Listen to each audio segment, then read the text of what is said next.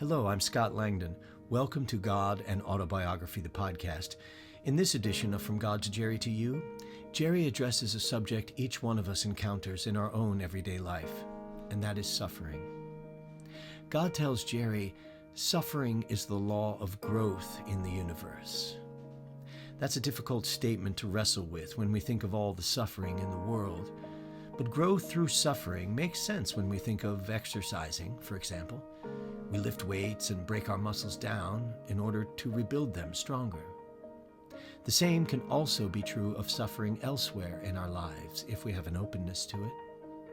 What do we learn from our suffering? I hope you enjoy the episode.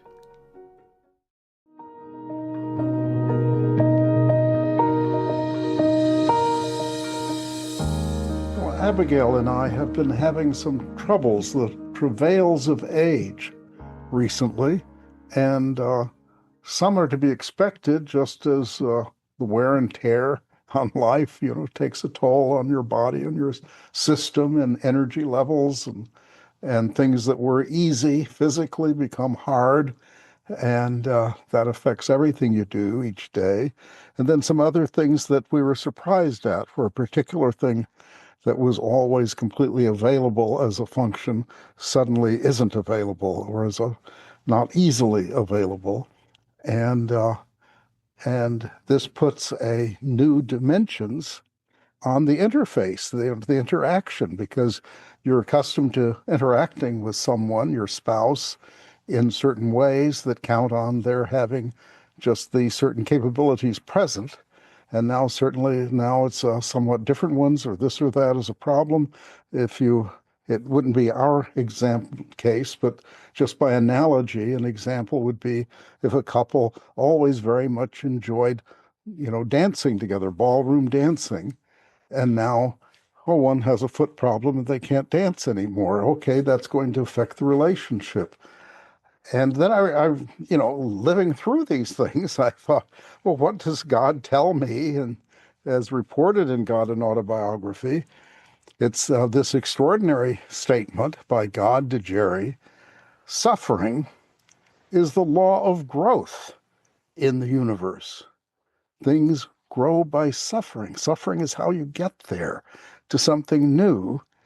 And this, of course, is a very puzzling thought. You think suffering's bad. And I was told in that very prayer, I guess, that suffering is not an accidental feature of the universe. It's an essential feature of the universe. The universe has to have suffering in it, has to have these rough, what I often think of as the rough terrain of life. You can't just glide along, much less hover over, glide above the ground. But you've got to go up and down the hills and valleys.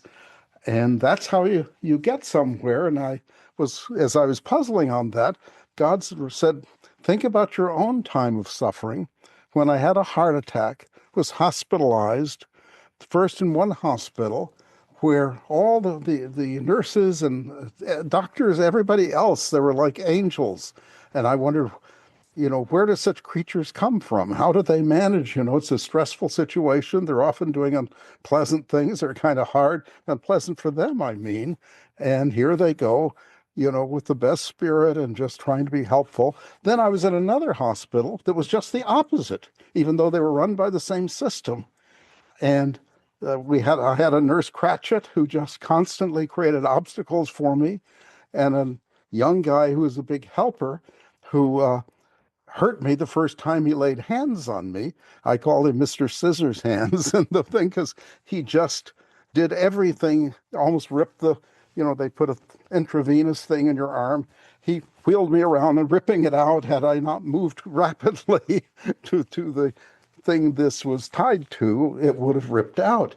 So, and then, there's a conflict, and I reported in the chapter, but it was a real time of suffering. No doubt about that. And so God posed the question to me. This is reported in God and Autobiography. What did you learn from that? In other words, don't just go through these things, not just confront these travails of age, for example, or this hospitalization experience, or one partner no longer being able to dance. Think, what can you learn from those? And I remember when I was just getting to know Abigail. I met her in New York. She was in New York. I was in Washington at the time, so I went up and we spent the afternoon together. And we were walking around maybe the art museum. And anyway, she asked me, I told her some of the difficulties of my childhood, and that I really bear the marks of these difficulties still. And she asked, well, what did you learn from those that you would not have learned otherwise? And my mother was very difficult, and I was always trying to get along with her as best I can. She was difficult because of the suffering in her own life, having lost a child. Uh, uh, and Abigail said, I think you have a sensitivity to women. And maybe that came, and that's true. I was always trying to soothe her, make her happier. And I suppose that made me attentive to her moods and so forth. And maybe that did develop a kind of better sensitivity to women I dealt with in life. And maybe Abigail was picking up on that. Well, whatever it was, this is the challenge that God is sort of giving to us is, okay, these bad things happen, these difficult things. Some are terrible, some are simply difficult. But with each one, think, what can I learn? What can I learn from this? I call them suffering lessons, lessons about suffering, from suffering. And thinking about this in our current travails of age, I started thinking about Stoic wisdom. What the Stoics taught was, most of the things that happen in the universe, you don't control. In fact, I think they had a strong view of almost the necessity of events, a kind of deterministic view. In any case, whether deterministic or not, they're beyond the individual's control. The things that happen to you, certainly aging, for example, that happens to you. It happens to me. It happens to everybody at some point, unless you, die too soon. And so I'm happy not to have died too soon, But okay, these things happen. And in the course of a life, the car breaks down. Something's always kind of going wrong, right? And you may head off the breakdown of the car by better car maintenance, but sometimes it just happens where something, maybe they fixed it last week, but oops, it was a little loose or something, or this part was defective, or something else wears out. And there it goes, and now you're stranded on the highway, and you got to call for SOS and everything. Okay, the Stoics say you don't control things, just accept that. And their argument is, if you just accept it, then you're not going to be suffering. I mean, you're not going to be doubly suffering. You're kind of suffering the inconvenience of age, for example. Okay, you don't have the same energy level. So if you have to walk 10 miles, you used to walk 10 miles, a day. Now, oh my God, 5 miles is too much. 2 miles is too much. Okay, just accept that. That's different. It's just out of your control. It's beyond your control. And if you accept it, then you don't have to. You may suffer the infirmity or the car breaking down, but you're not going to further suffer the anguish of not being able to prevent these things from happening. So there's not a double suffering, is one way to put it. And, thinking about the Stoic wisdom led me to remember what they call the Serenity Prayer. It was originally from Protestant theologian Reinhold Niebuhr, on several occasions included the elements of what then was abstracted as the Serenity Prayer and became virtually, I guess, the official prayer for Americans, for Alcoholics Anonymous, a group for which this prayer is particularly helpful because in the form in which it's stated, it has a lot to do with how you manage yourself, not just with what happens to you from the outside. The Stoics told you just accept that. But this is how you're going to manage yourself. And it involves three virtues or traits of character, of mind, that you ask God to give you or help you have. And the first is serenity. Serenity to accept the things I cannot change. So just accept them. And that includes very much in this context things about yourself you may not like, but you can't do anything about them. So just accept that. And a lot that's in your past, you can't undo your past. So I know I'm told when I pray about some things like that in God and Autobiography, that you're not supposed to be berating yourself for what you did before. If you did sins, just stop sinning. And then it's over with. But don't revisit and put yourself through an anguish about past wrong things or inadequate things you did. Just accept the things you can't change. And then the second trait you need, according to the Serenity Prayer, is courage. The courage to change the things I can change. Because, a lot of your life is driven by habits. You do this, and maybe you've got bad habits. Well, if you have bad habits, that's within your control. You can actually change your habits. It's not easy. I've got a good book. What's it called? Well, I don't remember the name at the moment, but Atomic Habits, some name like that.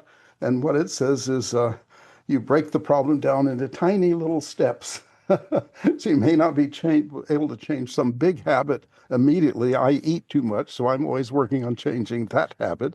Well, and he said, don't say, well, now I'm going to eat perfectly, or be a total fitness freak, you might say, and health food freak or something. But no, just make some changes. You just start, and the tiniest thing is a contribution. You start changing, and then changing one little thing, you can change the next little thing, and each one makes the next one easier, and so forth. Well, however you find to do it, sometimes I've got one interesting book called Quantum Change. Sometimes people just have a kind of epiphany. A lot of religious stories are like this, a conversion, and they were drunk until this day when something happened to them, a zap, and one was a voice came and said, you don't need to drink anymore. They never drank again, another drop, Well, there are those kinds of changes too, and that's a wonderful thing. Or just a woman in a bad marriage. It's hard to get out of a bad marriage because you don't have enough personal strength. In a bad marriage, it degrades your personal strength. And so it's hard to jump out of the bad relationship. And it just came to a woman in one moment, one of insight and epiphany. You've got to leave that man. You've got to leave him. Not just argue with him, make a little arrangement. You've got to leave him. And the woman did, and life was better. It was a toxic relationship. So you need the courage to change what you can change. And finally, you need the wisdom to know the difference.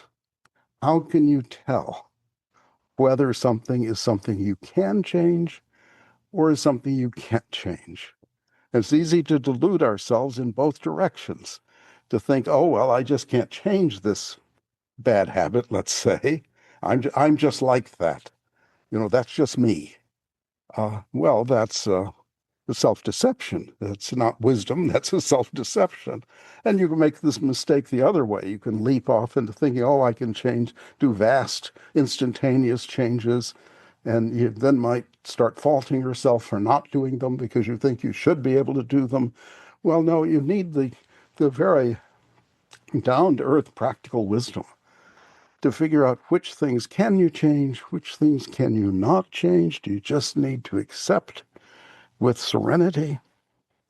And that's one reason we often talk here on the God podcast about spiritual discernment, but there's moral discernment, there's life discernment. And that discernment means setting aside for the moment what you would prefer to believe and what your emotions might push you to believing, and just stepping back from those and looking at life as it is, without, kind of letting the scales find their weight, or without forcing them one way or the other. And of course, the life of prayer, meditation, can very much help these things, help you engage in proper discernment, accurate discernment. You're trying to discern the actual reality of your situation.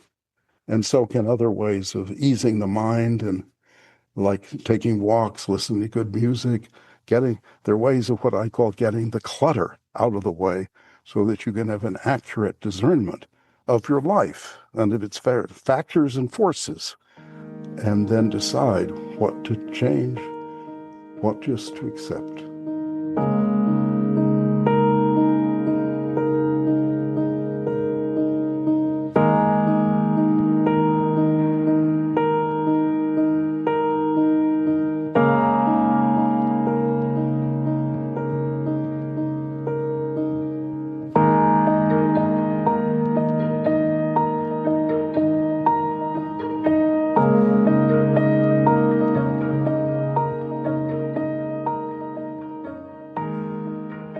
In the lessons category, another aspect that came to me was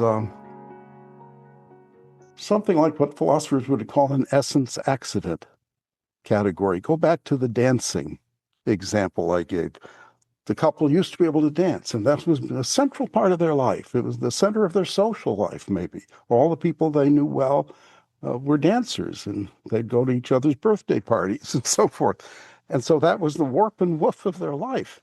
And now one of them has something, a bad foot, let's say, so the dancing is not possible. You might think, well, what else is possible? That would be a practical thing to do. Maybe you can't dance in the style you did before, but maybe there's some other kind of dance you can do, or something very similar to dance that you can do. Okay, these are practical challenges in life. But the other thing that was coming to me, and the reason I mention a kind of essence accident quality, the classical philosophers often made the distinction between the essential characteristics that define something and accidental characteristics that just happen to come along, or they also happen to have. And in this context, it came to my mind because in this certain things between Abigail and me now have to be done differently. And it kind of reminded me of, well, and she's kind of feeling bad where she feels she's kind of dropping the ball in some way. But no, I love her. This is so trivial. Any of these little things of interface, even the people where the center of their whole life is dancing, still, that's not what you love the other person for, is certain activity. You play tennis a lot, and so, oh, well, I love her because she plays tennis. That's not why you love her. If that's, quote, how you love her, you don't love her at all. The difference between loving and liking is you love the whole person. Liking, you like this and don't like that about a person. And that's often true of our friends. And you do certain things with them, you don't do other things with them because you like certain things, don't like others. With your life partner, with the person you love the whole person. And you love the person at greater depth. And the essence accident distinction kind of is reminiscent of that. I think of, how do I love Abigail? Well, part of it is a person has greater depth. No person is just their ability to dance or play tennis or, be fun in this way or that way, or interesting in this way or that way, or share this or that activity or interest. That's not the whole person. And the person you love has depth, because everybody has depth. And certainly when you love someone, you're more attuned to that depth because you love the whole person, which means not just the surface of the person. That's why as couples grow old and less attractive, they still love each other, often love each other way more because it wasn't, they may have fallen in love in part because of attractions and so forth, physical and other, but the love goes way, way, way beyond that because the person goes way, way beyond that. And once you love the whole person, you love those tiers of depth, layers of depth. You love them all the way to the bottom, you might say. And I know I had a friend, someone I met at a meeting, then we got together, and his wife was in the car. We had dinner, and then he was telling me about his situation. And his wife was sort of, I don't know what the condition was, but she couldn't talk or apparently move. And so she had a kind of nurse or somebody, a tent sitting with her in the car, and we went out to meet her. And when I met her, I didn't know, can she comprehend? And I gathered from that she had very bright, lively, vibrant, even eyes. So I thought, yeah, there's something going on there. So I just talked to her. I told her one thing I knew about the two of them was her husband very much loved her. And what he said, and as I say, she couldn't respond. So I just spoke to her in this vein for a time, and he thanked me, and she went on, and we went back in, and he joined her later. But what he said to me really stuck with me. He said, here she is at this point in life. He said she was the most brilliant programmer. They made a lot of money in computer type stuff. And I guess we're both just very good at this stuff. And she was just the most brilliant one he ever knew. And now she's kind of inert. And but he said, just to lie beside her at night is such a blessing. This inert life, I started to say lifeless body, but not at all. A lifeless body, that's a very superficial observation when I put it that way, because she was still herself, just not able to be expressive, to move. And he found, well, he's still with her because he loves her and he loves these layers. And I remember at the time, I hadn't been with Abigail very long, and I thought, whoa, I don't know if I would rise to that standard of love, that if Abigail were just inert and couldn't talk, and all I could do was see a sparkle in her eyes, I don't know if I would say it's just a privilege to lie beside her. Now that we've been married longer, and I know her better, and I suppose my love is more mature and developed and maybe profounder, I do know what he meant, and I would feel the same way. Anyway, these are lessons drawn from suffering. There's certain suffering, then you realize, well, in a certain way, the loss of this or that capacity is not essential to the person. It's accidental. You love the whole person. You love the person all the way down. And that's one of the lessons suffering, in this modest case of just the travails of age, has taught me. I hope it's helpful to you.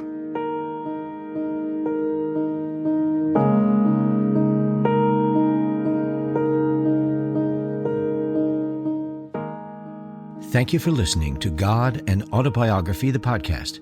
Subscribe for free today wherever you listen to your podcasts and hear a new episode every week. You can hear the complete dramatic adaptation of God and Autobiography as Told to a Philosopher by Jerry L. Martin by beginning with episode 1 of our podcast and listening through its conclusion with episode 44. You can read the original true story in the book from which this podcast is adapted, God and Autobiography as Told to a Philosopher, available now at Amazon.com and always at godandautobiography.com. Pick up your own copy today. If you have any questions about this or any other episode, please email us at questions@godandautobiography.com and experience the world from God's perspective, as it was told to a philosopher. This is Scott Langdon.